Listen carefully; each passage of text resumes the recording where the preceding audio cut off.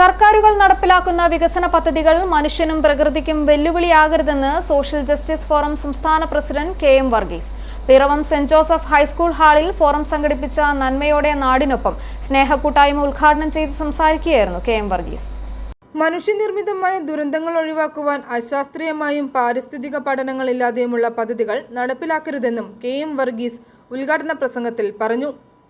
മനുഷ്യന് ചങ്ങല കൈകളിൽ അങ്ങൻ കൈകൾ നൊന്തിയിടുകയാണെങ്ങോ മർദ്ദനം അവിടെ പ്രഹരം വീഴുവതെൻ്റെ പുറത്താകും. മലയാളത്തിൻ്റെ പ്രിയപ്പെട്ട കവി പ്രൊഫസർ N.B. കൃഷ്ണവാര്യരുടെ വരികളാണ്. മറ്റുള്ളവരുടെ യാതനകളിലും അടിമത്വത്തിലും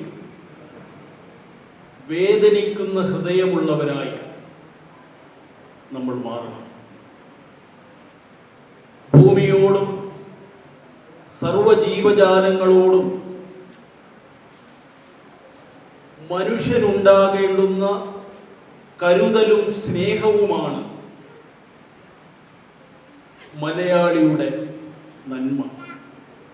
ജില്ലാ വൈസ് പ്രസിഡന്റ് ബിനു മാത്യു അധ്യക്ഷത വഹിച്ചു. പ്രതിഭാ സംഗമം പിറവം നഗരസഭാ ചെയർപേഴ്സൺ K.R. പ്രദീപും കുഞ്ഞിളം കൈയിൽ സമ്മാന വിതരണം സ്കൂൾ മാനേജർ ഫാദർ വർഗീസ് മടത്തിക്കുന്നത്തും ഉദ്ഘാടനം ചെയ്തു. നഗരസഭാ വിദ്യാഭ്യാസ standing committee chairperson Shibu Thomas ഗുരുവന്ദനവും സംസ്ഥാന കമ്മിറ്റി അംഗം ഡോക്ടർ ജോസഫ് കോലഞ്ചേരിൽ മാതാപിതാക്കന്മാരെയും ആദരിച്ചു.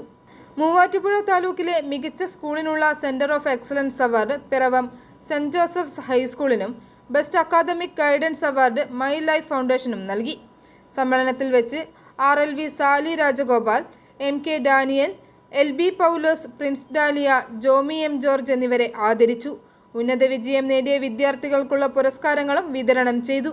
Jijimol Joji, PU Geethu, Bipin Rosh, M. Nikesh, Semi AR, Maya Joseph തുടങ്ങിയവർ സംസാരിച്ചു. School head mistress Breezy Paulose സ്വാഗതവും ജില്ലാ കമ്മിറ്റി അംഗം രാജി PC കൃതജ്ഞതയും രേഖപ്പെടുത്തി.